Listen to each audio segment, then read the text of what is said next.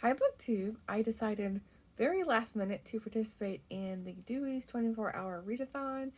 It's around 9 a.m. my time, and I know the readathon started at 5 a.m. my time, but I am going to start the clock now and read basically from 9 a.m. Saturday through 9 a.m. Sunday, although I am not going to be staying up all night. I've been participating in the Dewey's 24-hour readathon off and on throughout the years ever since I found out about it. I think back in 2014 or 2015. I've never even tried to stay up for 24 hours. But I thought, why not for this one? Go ahead and vlog it. I didn't get to manage to show you my breakfast again. Sorry for the shaky camera. I can see it from my end that it's shaking a little bit, but I just wanted to quickly do a little clip before I dive into my reading. I had my breakfast. I picked up donuts from a local donut shop, and I had a Boston cream pie donut. Is that what they're called? The ones with the chocolate shell with the custardy cream in the middle.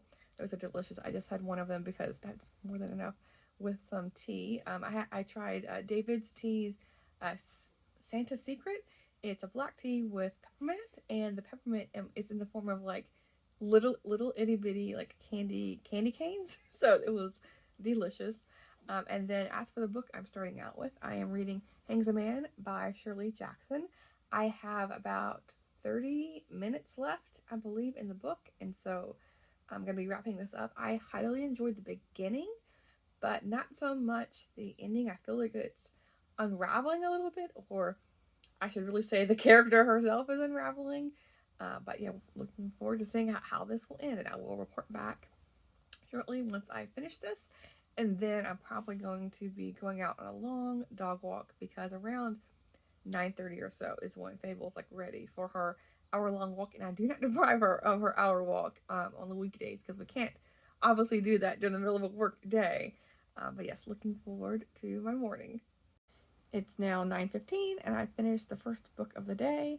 I'm not sure how many other books I'm going to finish, but yeah, I didn't have 30 minutes left. I had just 15 minutes. This, like I mentioned, like it started out kind of like with a bang, and then was it ended with a whimper, kind of whatever that phrase is, because I was very much interested in the beginning. This is kind of a coming of age story about a young woman who is starting college and getting out from underneath her parents' hold because her father is like a little bit overbearing and annoying and like a know-it-all, and then the mother is very like stressed and like worrisome and only can really confide in the daughter, and so the daughter's like, leaving their apron strings kind of deal and going to college. And it starts off really interesting and like hangs a man. The other cover of this book, like on Goodreads, has a woman's face like surrounded by a rope. So it's like, and I've read other Shirley Jackson novels and short stories and her nonfiction as well, and I really like them. This, I believe, is her second novel, and it has so much potential, but like for example, I don't want to give the story away, but at the end, you randomly meet a new friend of hers, and it's like a fever dream kind of thing because they are looking at a deck of cards, and then a random like somehow or another a one-armed man comes and they are helping butter his bread, and like the buttering of the bread is a mini page explanation, and then somehow or another they're like wandering into an abandoned carnival, and then like that's the end. So it's like the ending doesn't have much connection at all to the rest of the story, and it just left me a bit confused, and I feel like I'm missing something here. But happy to have read it. I do recommend Shirley Jackson as an author if you are interested in her short stories and like just getting to know her a bit. I can't remember the title. I should look this up. The title of the book, but it's a newer release ish, like 5 years ago or so. It's a green cover with it looks like a person's face, but it's all in green with like the lips are red. Something about like something I have to tell you. I can't remember. So I highly recommend that if you want to get to know her outside of her books. So yeah, I'll talk to you in a bit once I might show you some clips of Walking Fable. We'll see. We'll see where she wants to go, and if there's anything scenic. Because sometimes she's in the mood just like wander through like housing areas and whatnot. But yeah, if there's anything pretty to look at, I will be sure and capture that. Yeah, but that won't be the only walk of the day. Like we try and get a good 3 walks in at least on the weekend, like 3 1 hour chunks. But anyway, I'll talk to you in a bit. It's a nice, cool, overcast day for now. The sun's probably gonna make an appearance by lunchtime, but perfect for a long walk. And everything is just green as can be. It's now around 12 o'clock and I have pizza warming up in the oven for lunch. I swear I normally eat healthier than donuts and pizza, but I had leftovers from Friday night, so that's what I'm having. But I'm just finished a couple chapters in North with the Spring by Edwin Waiteel. I don't have a dust jacket for this book. It didn't come with one. It's an older book, so I was just happy to find it. And it was, in good reading condition at least. But there's not much more to show you here either in like the introduction. But this is a nature writer who him and his wife went from Florida, like the Everglades, and then like over to Louisiana area, and they went all the way up to Maine on like the Canadian border. So I read a couple chapters. The first one was about him meeting up with Marjorie Kennan Rollins, who was a Florida writer, most famous for The Yearling. And so, toured her area, like the scrub bush area, and then he met up with someone who was collecting snakes for a nature scientist. These are diamondback snakes, which was harrowing to read, and he was talking about how it was harrowing to see in person. And then the third chapter I read was about floating islands off of, I think it was Orange Lake. And all these areas, I've never been to Florida. It would be really nice to see all this, but I can go on some adventures through readings. This isn't the author, but this is one of the friends, like a tour, or not a tour guide, but you know what I mean, like showing her around. Like you can actually, these floating islands, you can stand on them. So like you start like the mud and the roots, and there's even trees. And you talk about how the trees can kind of be used as sails, and then they topple over. And yeah, it was very interesting to read about. And I can almost hear like the bugs and the birds and everything singing right now in the spring. But yeah, it's nice to visit with this for a little bit. So now I'm going to have my lunch, and then we'll see what else I'm going to be reading. I'm in like a dabbling mood. Well, I have been in a dabbling mood, I guess, all month, because I have so many books I'm in the middle of. It's not even funny, but I'm just reading just a little bit here and there with some like main books I'm like focusing on, But yeah. It's now 1:30 and I'm getting ready to run out to do a very quick errand to go to the post office. But I wanted to check in on what I've been reading. It took a bit to select a book because I was looking through the Kindle Unlimited books that I have borrowed or checked out, whatever you call it, because I think you get a limit, but I checked out 5 or 6 just to see if I could find anything that caught my interest, but nothing was hitting it off me. I was reading like 5 pages of each book, and I was like, no. I was trying to find an Amish book for Amish in April. I had selected 2 of them to look at, and neither one were something I was interested in. I read a book last weekend by a new author to me, and I'm mentioning this, and I didn't look at the Kindle to see what the name of the author was, but it was something like the Amish Knitting Circle series, and I read the first one and really liked it, so I was thinking of reading book 2, but I didn't want to read the same author back to back, because like sometimes with readathons or like Amish in April, I don't often read Amish books, and so I would like to try a couple of different authors, because right now, like that author, there's one other author that again cannot think the name of to save my life because I don't read them that frequently. But that being said, yeah, I just need to keep checking to find a good Amish writer. If you have any recommendations, please let me know. Okay, yeah, long story short, I ended up going with a physical book from my shelf because the Kindle Unlimited books just weren't what I was interested in at the moment. So I'm reading The Letter Book of Eliza Lucas Pinckney, 1739 to 1762, and this is was collected by a relative, because it's Elise Pinckney. But this is about a woman. This starts out, I believe when she was 16 years old, in South Carolina, and it mentions at the beginning of the book how she was well traveled even at age 16. She's not from South Carolina. She was in the West Indies, and then in England, in the United Kingdom, and then came over to South Carolina and is helping her father. And then she's most famous for is she pioneered large scale cultivation of indigo, like the dye that indigo dye, but and then helped her father manage his plantation and raised two sons that were celebrated patriots of the new nation, because 1739, this is well before America was a thing. But her two sons were Charles Coatsworth Pinckney and Thomas Pinckney, and I recognize those names, but I'm not well versed in like the early American. Like, I recognize the names, but I couldn't, like, put to a test, I couldn't identify exactly what they're known for. But yeah, hopefully this book will enlighten me. And it's kind of reading like a diary collection in a way, but it's letters to random people, so you're getting information. Like right now, she's talking about her grandparents or her grandma who just died and things like that. I just started it. I read a little bit in the introduction. There's quite a bit of introduction, so I just skim read that, and then now I'm getting into the book. But yeah, like I said, I'm getting ready to head out to go to an errand, but I'll take you along with me if anything interesting pops up, but most likely not. It's just going to be the post office and back. I don't have any plans today. I try to do errands on the weekdays so that I don't have to deal with like traffic and crowds and any of that nonsense. It's now 2:30, and I wanted to include something where I'm not just sitting at my reading chair. I got back from my walk, and I didn't end up going to the post office. I'm going to postpone it to Monday, which I'm very thankful for. So now I'm fixing a tea here, and then I have a bunch of bananas that I want to use up.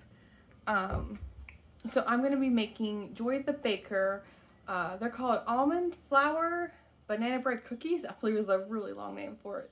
But I'm not going to be using almond flour. I'm going to be using oatmeal, like ground up oatmeal. And honestly, I have a container of the quick cook oats, and I don't even grind those up. So I'm just going to put that in there. There's flaxseed, walnuts, chocolate chip, banana. There's no butter or oil, and for sugar, it's I think a tablespoon of maple syrup or honey. So they're relatively healthy, and I have them often for breakfast whenever I have a bunch of bananas to use up. So I'm gonna make a double batch and then freeze them, because I am in no way hungry at all. So I will show you some of the steps. I realized when I was prepping that I have two cute Pioneer Woman cookware things to share with you. So I have this. I use it as a fruit bowl. I guess you could use it, as like a party bowl or with chips or something, but I just think I like the flowers. And then I have a spatula that's also from the Pioneer Woman. So far I've got the bananas. It used up all of the bananas I had on the counter, and then I had to use all of my frozen bananas, and it was perfect. I am doubling this batch. So yeah, I needed 750 grams of bananas. That's like the main ingredient that provides like the sugar and like the moisture for the cookies. Well, they're kind of like granola bars, to be honest. I wouldn't really call them a cookie. So far, I have the bananas mashed up with honey. I have this gigantic honey from Costco, flaxseed, and vanilla extract. And then for the seasonings, I have some ginger and cinnamon with baking soda and salt. And in order to skip a step of making having a separate bowl, dirtying up a second bowl with the flour and the all the seasonings here, I whisk it I put the seasonings in with the wet ingredients after I've mashed up bananas, and I'm gonna whisk it really, really, really good, and then add the flour or the oatmeal, so that way I don't have to dirty up an additional bowl. That's this little hack or a trick that I have that I tend to use quite a bit, unless it's something where I'm having to like layer or like do. Like making a cake where you have, you're adding a little bit of flour and then a little bit of the wet, and you're like, you're keeping, adding, for a couple times. Like if I'm just like dumping it all into one bowl like this, then yeah, this is a little hack that I like to use. I've chopped up the walnuts, but then I thought I would share with you, I am completely out of chocolate chips, and so I dug around in my freezer, and I got a chocolate bar from work from like a year ago, but it's sealed, so I think think I'm okay. And then I have this sea salt dark chocolate that I'm also going to just chop this all up, and it's exactly what I need. I needed 200 grams, and this is a little bit less than that. It's around 150 or so, 160 or so, but it'll do. Here's the final mixture, and you can kind of tell just from like the texture of it, it's a very wet mixture, and it doesn't spread hardly at all when it bakes, but it's basically like a baked oatmeal. I was mentioning before, like kind of, these are named cookies. I consider them kind of like granola bars, but yeah, for sure, more of a baked oatmeal, but mighty tasty. Popping them into the oven now for 16 minutes at 350.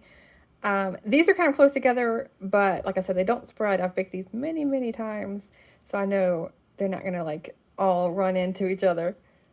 Now that the cookies are baking in the oven, I'm gonna sit down with a cup of tea. I'm having the lavender Earl Grey tea from David's Tea, and I'll try and share with you what it looks like. But it's a black tea, Earl Grey, with these like little lavender pieces, and it smells so good. I was glued in to the lavender latte from Libraries, the booktube channel Libraries and Labradors. She uses sugar-free vanilla syrup and almond milk, and I'm gonna have this with oat milk and regular vanilla syrup, just like half a pump of that, and it's gonna be delicious. And they're done. As you can see, they didn't spread like I was saying, and they don't really brown that much, but they dry out because the mixture is pretty wet like I was showing you. I have probably 2 more trays at least to bake, but I'm going to put these on a plate, get them to cool down a little bit, and then I'm just going to freeze the whole lot.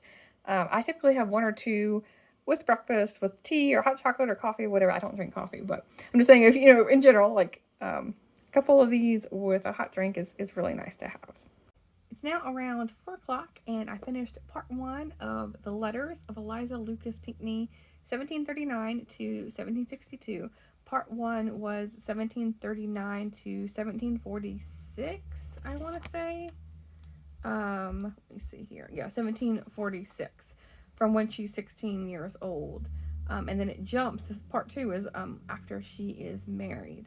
I really wish this was a diary collection because it would have been nice to get to know her more and her family and the background. Like, you get hints of what people are like and what she's thinking, and a little bit about, you know, the area she's in. She's near Charleston, South Carolina, and she has a plantation that her father owns, and she's helping operate. And like I mentioned before, they're not from South Carolina. They're from the West Indies, where she was born, and like UK area. But yeah, she's keeping us at a distance, and so that's a bit frustrating. I might be more interested, I feel like, in a history of her, like a mini biography or something. But it's okay for what it is. I'm gonna push on. After I watch some booktube, I'm gonna take a break and watch maybe 30 minutes of booktube, and then jump back into this to when she's married and now in England, because she wants to raise her boys with the schooling of Europe. And I think that was pretty common for the elite of the day, to have their children, if possible, or or they themselves, be able to go to the plays and theaters and the academics of England. It's a little bit past 5 o'clock, and I finished the book. I think when I last spoke to you, I had just got to part 2, where they were moving to England so their sons could go to school, and then they ended up staying there for 5 years. And they left their sons in England while they traveled back to South Carolina, where her husband had his own plantation. Like, she was raised on a plantation by her father, and then had one with her husband, and then, but as soon as they got back, he died, and so she was like left on her her own devices to be able to figure out life, basically. And it ends in 1762, but she lived until I want to say it was like 1792. There's no epilogue or explaining what her life was like after the fact. For this to I wish it was a little bit more fleshed out. And again, I skimmed through the beginning introduction. It might have a little bit more there. But yeah, I probably would have just preferred like a journal, or really just a mini biography would have been great, because this left me wanting more for sure. I'm gonna probably think about what I'm gonna be cooking for dinner, and then moving on to a book I'm already in the middle of. Like I said earlier, I am just dabbling in all of the things, and this is a book it's like a built-in bookmark. I'm like a third of the way through this. It's Dear America, West to a Land of Plenty, The Diary of Teresa Angelino Viscardi, New York to Idaho Territory, 1883. Oh my goodness, that is so much information there. But I am reading this for Old School April. There's a whole list of prompts for this readathon, and including like it's for books, movies, TV shows, or music. I can't remember. You know, there's several different things you can, maybe activities. I don't know. But I need to actually like examine this list because I am just taking it as things that I read or that were being published when I was a child. So this came out, I think, in 1997 or 1998, right when I would have read these, like fourth grade or so. And I remember seeing these everywhere. So I have three on my bookcase that I haven't read. So I picked up this one, and I'm enjoying it so far. It was interesting when I looked at the back of like who the author was. It's a man writing in a girl's voice, but they're going from like the East in like an Italian community to all by themselves as a family to Opportunity, Idaho. And right now they're in the Dakota Territory, like Watertown, South Dakota, which is funny. I've been there one time before, 2 years ago. But you start my, I think this town will get bigger because already, I constantly see them building things. So yeah, it's still a smaller place, but yeah, for sure it's gotten bigger than just a itty bitty little place. But yeah, they were taking a train to the Watertown area, and then now they're in covered wagons in a group going to Idaho.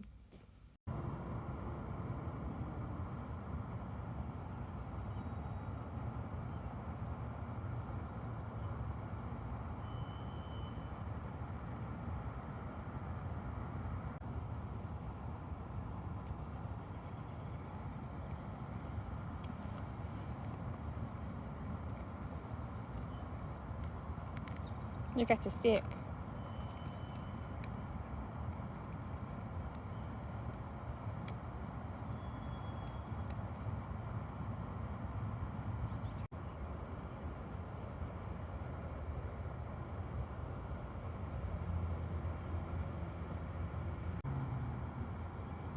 Now she's just relaxing, enjoying the sunset fable.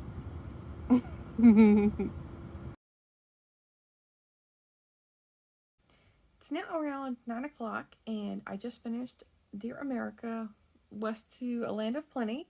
I was reading the author's bio, and it was interesting because he talks about how his father was Irish and his mother was Italian from Sicily, and she's a large family, and he grew up, seeing the culture of that side of his family. And so he put a lot of that in this book. He mentions how his mother and grandmother was inspiration for the Viscardi family. And he was also interested in like the utopian societies of like the 1870s to 1900s.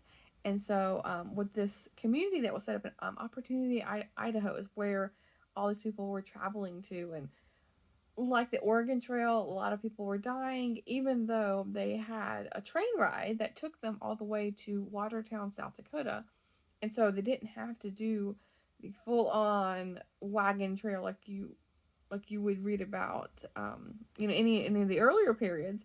It's still like rugged territory, and often they don't have clean water, and that just leads to sicknesses and all of that. But this was fun to read, and it brought back lots of memories.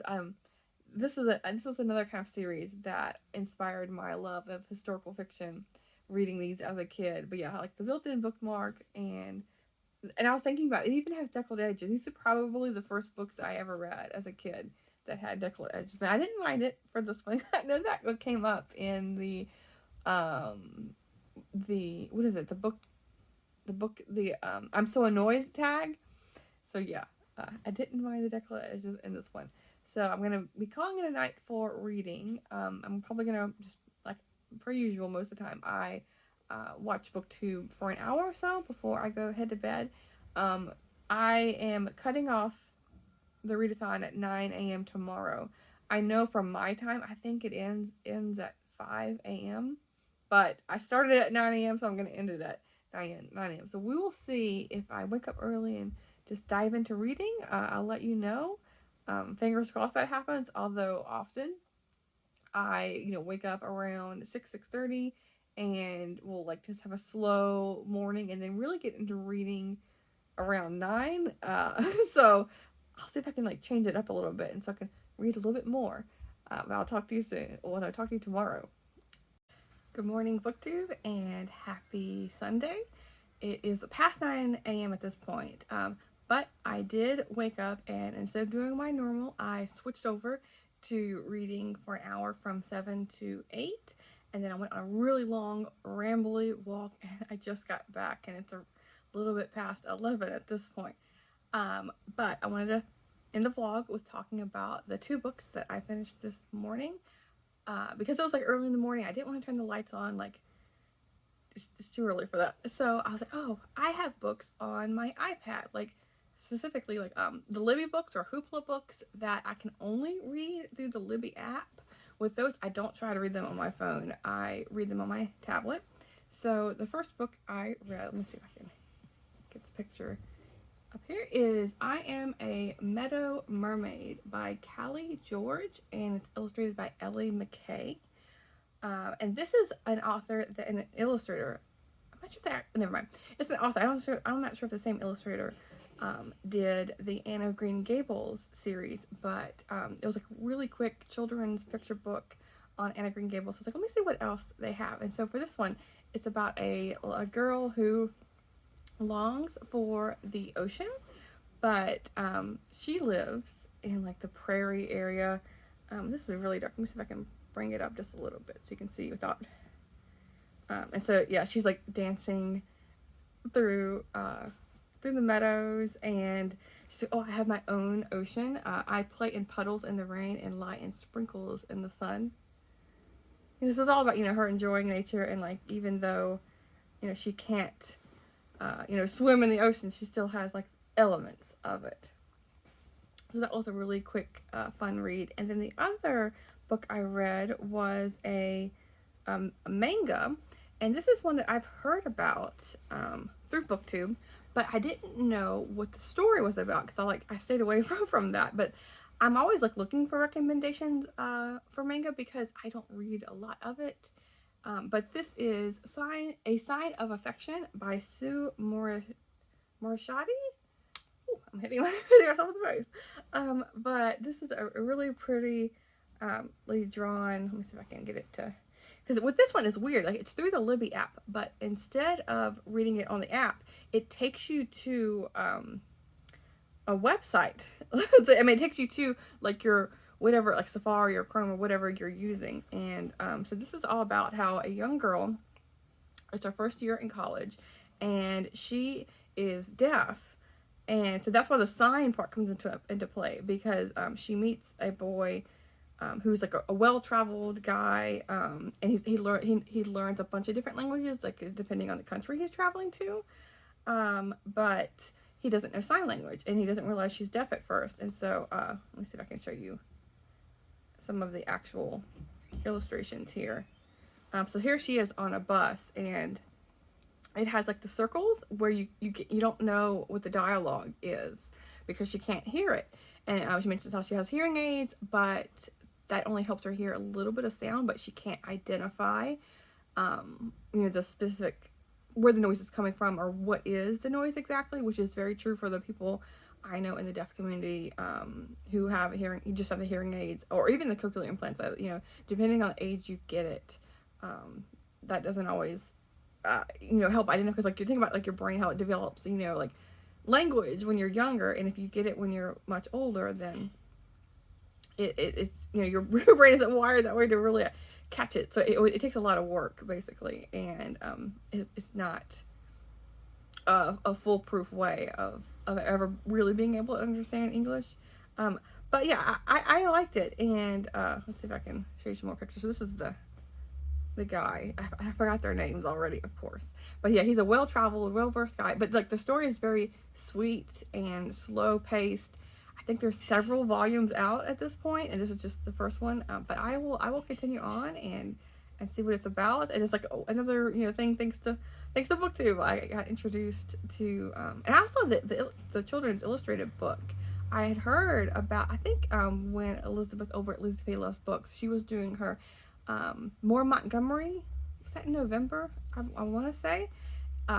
And so she had mentioned this children's picture book. And so that's how I got onto learning about this one. So yeah, I just love how BookTube can take you down these like rabbit trails, or he just introduces you to new things. So anyway, thanks for sticking along through this vlog. If you made it this far, I know like the background is kind of boring and it was very like put together, but I wanted something casual so that I could actually do it and not easily put it down. Or sometimes I'll start a vlog and then it goes nowhere because I'll forget or it's just too much trouble or whatever. So I wanted something easy. So excuse the messy background and whatnot. But yeah, hopefully you enjoyed this, and I did enjoy sharing my day with you, my full 24 hours of reading. And now I'm going to continue on my day of Sunday and yeah, read a lot more books, of course. I think today I'm going to be sticking with let's see if I can grab it real quick. It's my gigantic, I can hold it up with one hand, this Fitzgerald and the Kennedys, by Doris Kearns Goodwin. I've been reading this for March of the Mammoth, and it's now like well into April, but I haven't made much headway in it, so I want to get some good reading done out of this. And it's just a gorgeous day outside, so perfect for sitting by an open window, hearing the birds chirping, and yes. So I will talk to you soon. Thanks, BookTube.